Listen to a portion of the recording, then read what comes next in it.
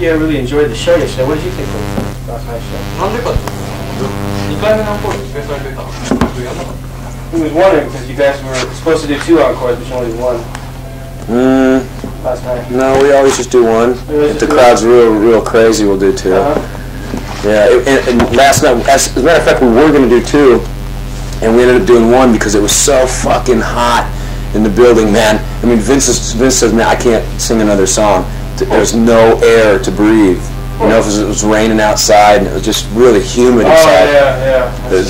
The weather was pretty shitty yesterday, and all that like humidity just, and there's no ventilation in the Budokan, so it's pretty hairy on stage. いや、本当に2回だったんだけども、そういうのが暑かったと。湿気が多くてね、もう美術館とても耐えられなくて。ああ、なるほどね。それで彼はもう前にした時は360度回転のドラムセットっていうのを使ったんですよ。で今回は空中に浮いて客席側に飛び出してるセットでやってるというニュースが入ってて非常に期待してたんですが、普通のドラムセットだったっていう。これはなんでなんですか？ On the last tour, you had like that whirling drum. The spinning one, yeah. The spinning one. And you heard this time you're going to have one that is supposed to also just flies. Just flies, but that didn't happen. I'm really pissed off about that. You know, I mean, I can't explain how upset I am because people see photos of the American show, and we brought everything from America over here except the flying drum thing. The hall manager at the Budokan has a problem with it being safe. I mean, we've done 150 shows with this thing. It's totally safe. There's safeties on all the chain motors. The thing comes down out of the sky on a big track, and I play my drums, tracking out all the way to the kid in the back of the arena. So the kid in the back with the shitty ticket all of a sudden has a front row seat. And it's just the coolest thing. But the hall manager, like, you know, they wanted to clear out 12 feet on both sides of the track, which would give like 560 seats had to be empty. And, you know, 3 nights, that's a lot of seats. And it just wasn't worth it, you know. The guys in the band said, it's not even going to be fun. You play and you go to the stage right, and there's going to be no people there. So, you know, as a band, as a whole, we just decided to not bring it. And we'll bring it as soon as the Japanese hall managers get their shit together, because they were just like, I guess they're real safety conscious here, and we argued and argued and argued to get this thing over here. No go. それはアメリカで何度もやってるんだけども、その武道館の館長さんが手をつけてね、一応その安全性について疑問があると、だからその余分にね席を空けなきゃいけないっていうので、それでまあ500席ぐらいを失うことになるから、バンドとしてはそれはね納得ないという意味が、まあやっても意味がないということで、あえて思ってもらった。で、彼はここ2、3年はそういう感じで、もう非常になんか、旗から見ると非常に落ち着かないドラムセットで叩いてたわけなんですけど、久々に落ち着いてやってるけど。Seems like you've, you know, last couple of years been playing nothing but moving drum sets. How did it feel to play like just a regular one? It's fun, but I really look forward. You know, I was just saying yesterday, I was talking to my drum roadie. We were sitting there doing a mixed guitar solo, and right after that, I usually go up this chain motor in this hoist in this tube, and it takes me way up. And then I walk across the lights and onto my rig. And I was just sitting there with nothing to do. I go, man, I'm fucking bored to death, you know? Like, I really look forward to it. It's exciting. It's the best seat in the house, you know? You see all the people, and it's plexiglass. You can see down through. And you're coming within, I mean, from here to, you know, like 5 feet to the kids, man. They're right there. I mean, I've literally reached out and handed sticks to kids before. And it's just the fucking best, man. I'm just really bummed that we couldn't have brought it. いやその飛び出すのはね、それだけが楽しみでね、だからもうとにかく客はもう目の前にいるし、一番悪い席に座ってるやつでもね、もうまるで自分がその真ん前にいる気分でね、彼がなんていうのかな、目の前に来るから、いきなり灰になるのに、今回できなかったのはとにかく残念だって。だから今回もう何もやらずにもう叩いただけだったんだけども、大切しょうがない。なるほど。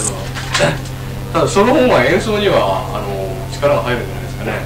その僕の世代の元にのファンだとなんかトミーが見れない、そういう派手なのがなくて残念な声もあるんですけど、でも逆に言えば演奏に集中できるってことだし、そっちの方がミュージシャンとして大切なことなんじゃないですか。Didn't that enable you to concentrate more on your drumming though? Yeah, you know it is cool. because just playing my normal kit is just giving me, you know, I mean, I love that too, don't get me wrong. I don't just like going for a ride every night. It's I was just saying I was bored in between breaks, you know. I usually had something to do, and I was just sitting there going, wow, this is weird, you know. But I really do enjoy just playing the regular kit, because I like it on the stage. You know, there's a certain feeling that you get when you're on the stage drum set with the monitor solid on the ground. You get a nice big feeling. When you get up in the air, it's not like that. So playing wise, it's a lot more fun and precise on the ground. 今それは集中できてもっといい演奏ができるだろうけどね。返します。じゃあちょっと話題を移ってですね、もう昨年から今年にかけて、他のメンバーも取材するためにこう竹本落語をやめたと、言ってるんですが、そういうモトリークリアンプ作戦というのを、完全に達成されたと思っています。Seems like in all the recent interviews the band has done, you guys have been saying like you cleaned up your act, no more alcohol, no more drugs. Is this true? Yeah, it's been 2 years.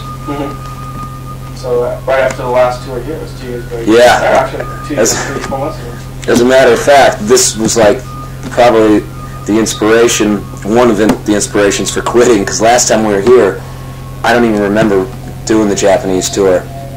And we were a mess, you know, and we'd been on the road too long, and just a lot of drugs and alcohol abuse. We were just all basket cases. We got back home and continued, even on our time off, to party and drink like we were when we were on tour. And everyone just got really sick of living like that.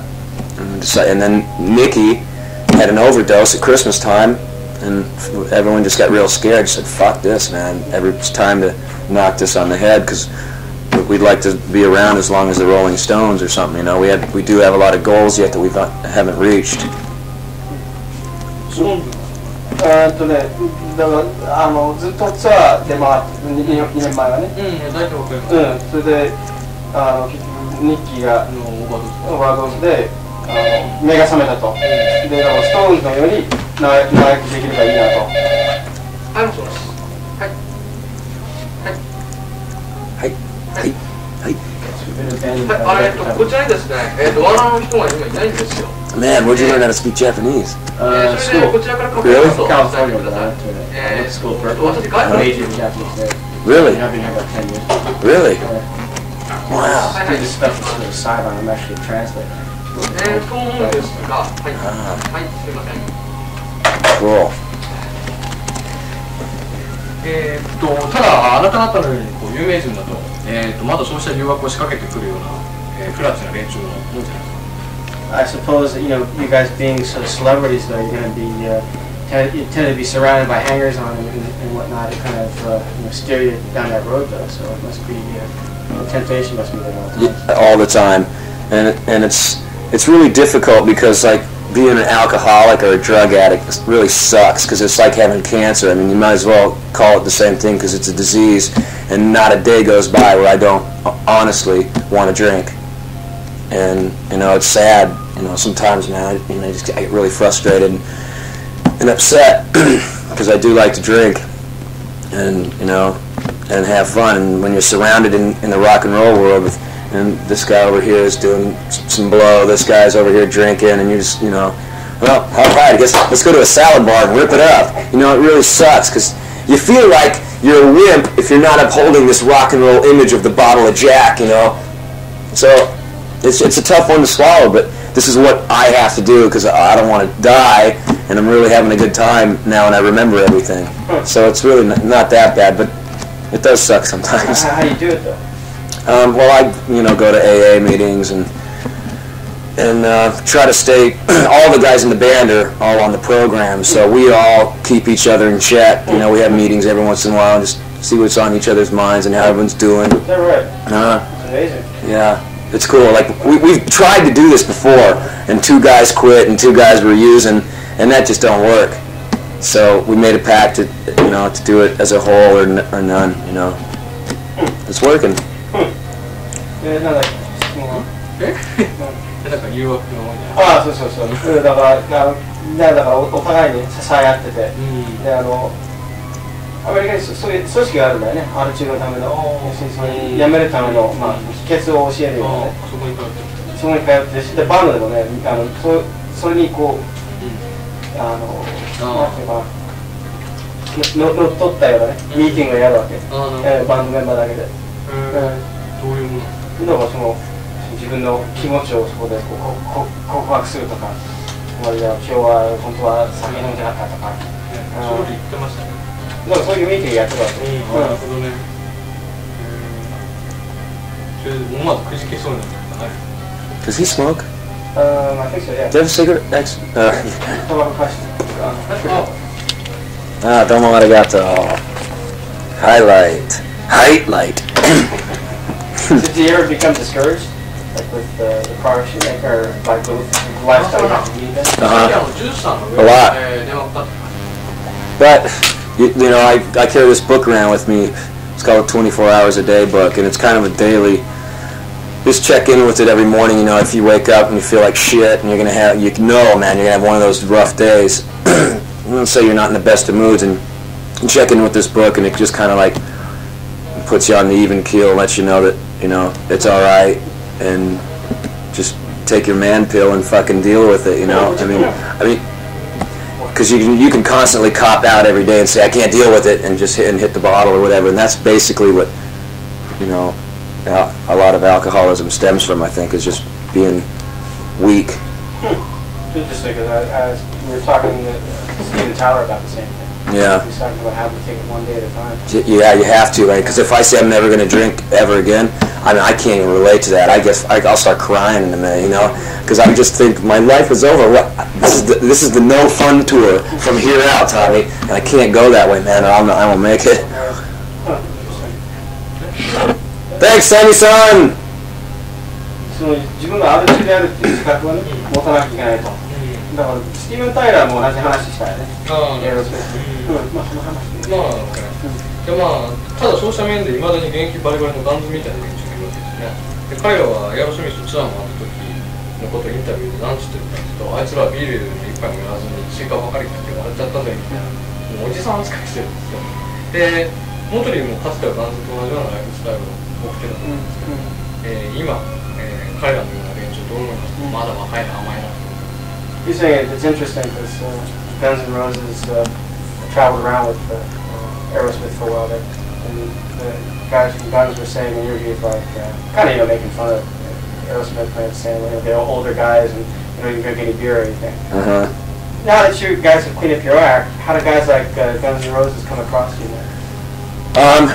You know, they're friends of mine, so when I look at them, I see myself a couple years ago, and they're on that road, man. And I know sooner or later they're going to realize that they can't continue like that because we're all only human, and you can only party so much before either somebody dies and it gets real ugly, or you know, you're like all of a sudden you become a god freak or something. Who knows? But we're friends, and we've inspired them, I think, because we're a lot of the same ages.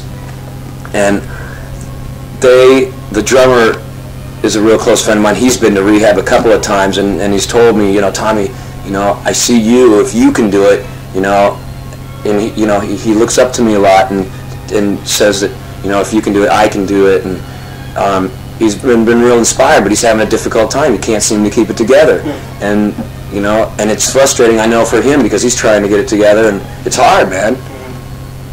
Maybe he doesn't have the help of it. But I don't. Yeah, exactly, because the rest of the cats ain't doing it, and I don't think, at least around me, or I haven't heard of them, you know, ever slag us off or you know, talk about us being wimps or anything like that. I know that they wouldn't, because they know how difficult it is. It takes more of a person to deal with the problems instead of, you know, water them down. まあガンズの連中がよく知ってると。で、ドラムスをやってる。Steven Adler, yeah. が友達でね、でいつもスティーブに言われるんだけども、トミーお前よく辞めたな、俺辞めようとしてもね、なかなか辞められないと、おそらく他のメンバーが支えてくれないからだろうとトミーが言うわけ。これみんながお互いにね、支え合ってこそこれできることだ。例えばですね、そういう9 to 5でせこせこ働いて安元気をもらっている、普通の人間にとっては、酒もドラッグもやりまくって気に入らないやつは無駄にステージに立つとかっこいいロックンロールをやって金稼ぎまくるっていう、そういうのはもう昔から憧れの対象としてあるわけです。ただそういう期待に延々10年20年と答え続けて人生を乗り切るのは末期だと思うんです。ああ、そういうね。ああ、なるほどね。もうそういうのはやっぱりだから今のエアロよりはバンドの方がかっこいいと思ってる人間まだたくさんいるんですよ。平凡な人間。It's funny the way things work though, because you get bands like Guns N' Roses who do seem to be headed down the road to destruction, but then again they sort of represent a symbol for those who are sort of stuck in the 9 to 5 rut or whatever kind of rut they're in. You know, they can lead to sort of sex, drugs, and rock and roll lifestyle. You know, punch out who they want to punch out, get drunk when they want to get drunk. So they represent something to these people. 実際質問はそういうのに答え続けるわけにはいかないんです。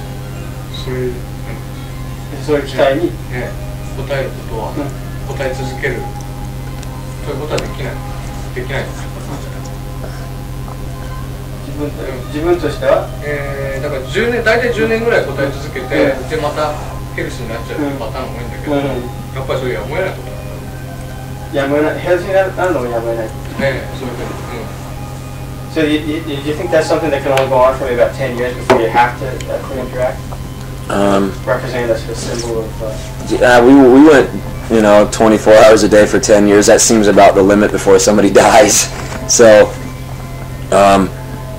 maybe they can, So, I'll tell you, I really don't see how anybody else could do this like we've done it for 10 years and be so lucky. I mean, I can't believe that none of us went to jail. We've all been to jail, but for other things, like been to jail for possession, or Vince has been to jail for manslaughter. He killed a person in his car. I mean, you know what I mean? Like, and we've gotten out. Vince got out of that. Nikki got away, luckily, from dying. I've rolled my share of cars. It's just like it's scary because I go every day. I go, man, I can't believe the 4 guys that we started with are still together. I mean, there's no way anybody can be this lucky. I mean, when does this all end? When is it too much, So I don't know. That's a difficult question because I really don't believe that anybody could be as lucky as we've been. It trips me out. あとですね、よく言われるこれもことだと思うんですけど、そういった私生活でそういったドラッグとか酒とかを抑制するということが作品のパワーの減退につながるということは、そういう恐れはないですか。例えばエアロスミスのパンプというのは非常にリアルなことなんだけど、彼らのベストなのっていうのはやはりみんなトイズに近くで奥さんそういう考え方はThere's like one school of thought on the subject. There's like, let's say, take the example of Aerosmith. It seems like the truly best stuff was back in the early days when they were destroying themselves. Yeah. So like Pump's a great record, but still, it doesn't really stack up with the best. Like Rocks.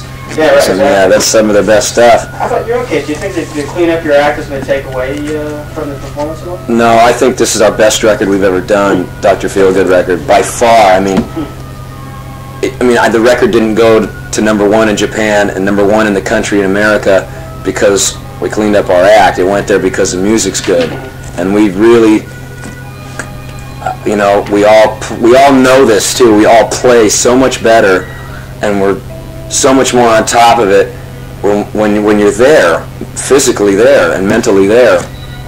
And I don't believe that, and I think that there's just a lot more greater things to come from Motley Crue. And you're always going to have the people say, "Oh, I love the first record the best." Well, of course, it was the first thing you ever heard of this band. I mean, I still do that. Van Halen's first record was the best record they've ever done, and the ones they do now, I don't care for. There's different guys in the band now, and it just ain't the same. But I don't think that's true in our case. But like I said, you're always going to have the person that goes, I like the first album best and the rest of them suck. And, well, don't fucking buy the record then, fine. What about the response from the fans? I mean, do you think the same people are buying this record that were buying the first record? And if we've lost a few, we've gained a few. Because we've sold more records. This time, the record's now approaching 4 million in the States. And shit, we've never sold over 2 million. Is that right? Yeah. Huh. And, yeah. まあこれほど売れたことないぐらいだからね、今回の作品は。まあっていうかね、必然的に演奏の方もね、良くなってるから。あるいは、アリス・クーパーの場合、完全に今はやっぱヘルシーで、音楽上のキャラクターと、個人としての自分と完全に分けて考えてます。アリスとは違う人間。You understand this? で、これまで元に言ってると生身の自分をさらけ出すことで音楽をやってると言ったんだけども、今回のこの変化にあたって、ある程度みんなが期待している元にイメージと、生身の自分をさらけ出す部分、多少はこういう作る部分とか使い分ける部分とかできてきた。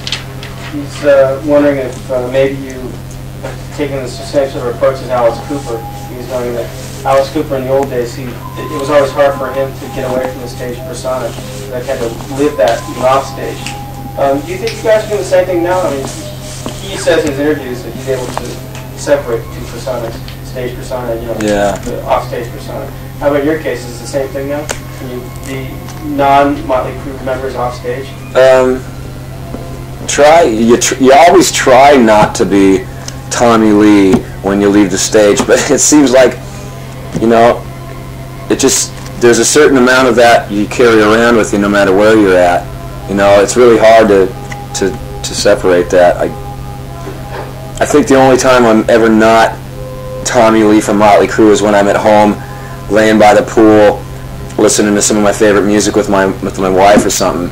But other than that, driving my Harley, I still feel like like that guy. Or there's certain things I do that I drive real fast. I take a lot of things to the limit, in my car or on my motorcycle or wherever, and I feel like I go, fuck, why am I doing this? I could just really go out for a nice cruise and a putt, but I'm like, it's like I'm trying to replace all that excitement from drinking and partying with my normal life to make it feel like I'm still having fun. Huh. So it's kind of hard to drop the persona. Yeah. I'm working on it. I mean, I'm 20. I just turned 27. Maybe when I get older, I'll be able to figure out how to do that, to turn it off. But at the moment, I'm doing too well. Old Alice has a couple of years on you. Yeah. Yeah. そこまでね、気温に使い分けることはどうしてもできないと。ただ、彼らに関しては、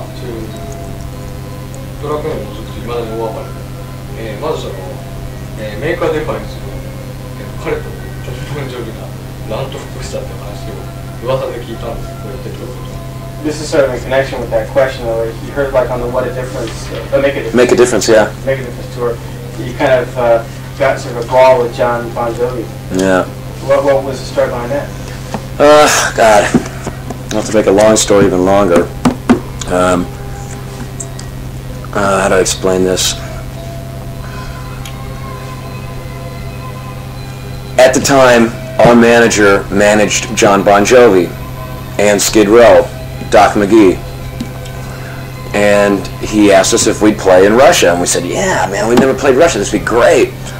And so we get over there, and we're promised slot number 2. And it's like a co-headlining bill. No one's headlining. And this is what we all understood. Well, we get over there, and we find out that we're going on 3rd from the top. Instead of it was Scorpions, Motley Crue, John Bon Jovi. Well, we get over there, it's Motley Crue, Scorpions, John Bon Jovi. And we're going, our manager is putting on this whole event. Why would he dick us? We've flown all the way over to Russia. And it just got real crazy, man. It started with that. Then all the games started with Johnny wanting to blow everybody off the stage when in reality he should have never been on that bill because his style of music does not even, it's not even in the same category as Ozzy Osbourne, Motley Crue, Scorpions, Skid Row. He came out and played pop songs and everybody left. But he came out And we were all promised no pyrotechnics, no lasers. It's all an equal bill for everybody. Well, John goes out, lights, fucking lasers, explosives. It was like, I flew all the way out here to open up for John Bon Jovi. Never in a million fucking years would I do that. And so I walked back and I grabbed my manager and I walked up to him and I just pushed him real hard and knocked him over. I said, I can't fucking believe that you would do this to us. And I said, when you wake up in the morning, you will not be managing this band. Fucking sayonara. And that was it. That was it. Oh, so you didn't get in a brawl with Johnny? Oh, no. No. It was going out of proportion. It was just me and the manager. Yeah. So I guess that also ties in with the persona there. You're Tommy Lee and nobody fucks around. Exactly, and I couldn't believe that. We would go all the way over there. It was like, oh, shit, guys, sorry to tell you, you're going on third. I forgot to mention that. And we were, what? Yeah. It was real. It was a fucking nightmare, is what it was. And they were partners. Doc McGee and Doug Thaler was McGee Entertainment, our management company. So after this incident in Russia, the managers split. We went with Doug, and everybody else is still with Doc. Pretty weird. Yeah, well, not really weird. Yeah. いや、ちょっとはやらなかったんだけど、マネージャーが同じでね。そういうこと。どんどん行きたいんですが、アルバムドクターフィールドとラブソングというセクシーソングというのが非常に多いんです。例えばこの曲だと、そしてセクシーいきなりシーズンセクシー。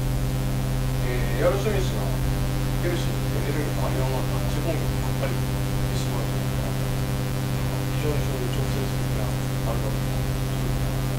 Seems like Dr. Fieldman is done with usual sex music. She's a sex machine. Yeah. Do you think that's leftover energy from what you're not burning up on the alcohol and drugs yet? Yeah, I mean, now, like, all we really have to look forward to is fucking a lot and playing. And those are two of our favorite three things to do. So we have no choice but to write and do and have fun with that. まさにあれまたエネルギーがやっぱり集まるんで。シーズンセックスマシンっていうこのフレーズをびっくりしたんですが、例えば女性差別的だとかそういう批判とかは。You didn't get any sort of backlash from the feminists? No. 反発かな。こういった歌詞と例えばウィザード・ジュース非常に美しい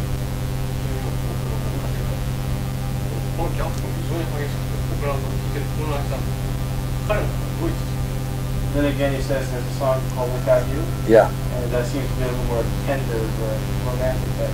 That's songs about me and my wife, Heather, and Nikki wrote that song about our relationship. That's a little more on the safe side of Motley Crue. まあそれはニッキーが書いた曲なんだけど、そのトミとのまあその美しい夫婦愛を描こうということでね。今回のアルバムで最も取りたのはタイムフォーチェンジということで、非常に政治的でメッセージ性が強いんですよ。で、以前のモトリというのはもうそういう積極さえ打たなければいけないと言ってたにもかかわらずこの曲を作ったらなぜなのか。The tune "Time for a Change" seems like it seems to be sort of a message piece. Whereas he recalls in the past you guys said you didn't like political stuff and message stuff. It's not some of that song is really about us, about the change we made in our life. There are some minor stabs at the system, but it's not the majority of the feel of the song. There's just a little stabs at it, but the song's really about us and basically maybe just God, I don't know how to explain this. Nicky writes the lyrics and he's really good at explaining how he felt about it when he wrote it, but I think just in general worldwide his statement was maybe it's time that everybody it's time for change for everybody. That's just something he was going through, huh? Yeah. His own personal. Yeah. いいのかな。でそのタイムフォーチェンジという変化と書いてあって、自分たちに言い聞かせてるようなニュアンスを僕は感じ取ったんですけど。もともとはそうなんだよね。自分たちが体験したね、変化のことを歌ったんだけども、日記が歌詞を書いてるんだけど、彼らが詳しくしてるだろうけども、おそらくそこからね、もっと大きな意味に気づいただろうっていう、そういう部分もあると、両方もあるだろう。この曲がフェードアウトしていくギターフレーズのですね、モトザフープのオリジナルビートスそっくりなんですよ。これは U2 とかスティングとかじゃなくて、それをモトザフープの中の流れを組んだ彼らなりのメッセージソングというふうに捉えていくでしょう。彼らのホリデューのメッセージソング。まあいいや。じゃあ、いや、そのフェードアウトしていくときにそれはどうなんですか、その影響としては。じゃあ、写真、これから5分だから写真撮りたい。Okay, we'll just make this the last one. Last one, at the end of that song, Time for a Change, there's the guitar riff from All the Young Dudes. Yeah! What was that all about? When we recorded the song, and Mick, you go back and you overdub the guitar solo. And when the song was fading out, he just started playing the riff because the song in the chorus section reminded him of All the Young Dudes, and he started playing the riff. We went, oh, cool! And we thought about it for a minute, going, oh, some people are going to think we tried to rip this off. And then we went, you know what? Fuck them. Because we didn't rip it off, and this is what we heard, and it reminded us of it, so go for it, man. And we'll put it on there blatant as hell and crank it up. So people go, oh, All the Young Dudes, how neat. You know? So, I mean, it's not like it wasn't on purpose. It really was like an accident for that to come about. Well, most of your fans are too young to know that song anyway. Exactly. And Mick's the oldest one of our group, and it really, he really heard it in the end of the song as it was fading, so he just started playing the riff. And he liked it, so we kept it.